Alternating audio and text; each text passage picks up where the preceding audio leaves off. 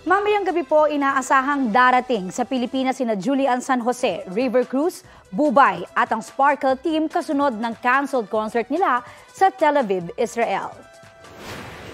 Kinailangang i-cancel ang Love Trip na Laugh Trip pa show ng Kapuso artist sa Tel Aviv University dahil sa gulo roon.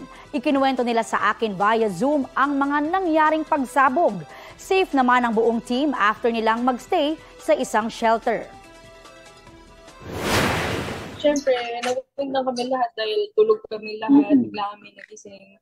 Kasi narinig namin na may mga sumasabog na nga. Kahit na alam mong malayo kasi yung dinig pa rin yung mga impact ng mga rockets na pinakawalan.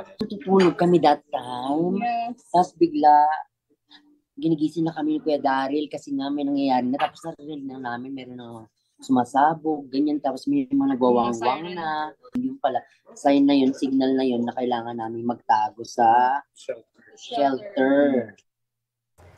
Ayan, sama natin sa ating panalangin, ang Israel at ang ating mga kababayan doon. Balita ko, may tututukan kayo tuwing 11 a.m. sa GTV. Alamin ang mahalagang balita at impormasyong dapat ninyong malaman sa Balita Ko tuwing Lunes hanggang Biyernes. Mag-subscribe din po sa GMA Integrated News sa YouTube.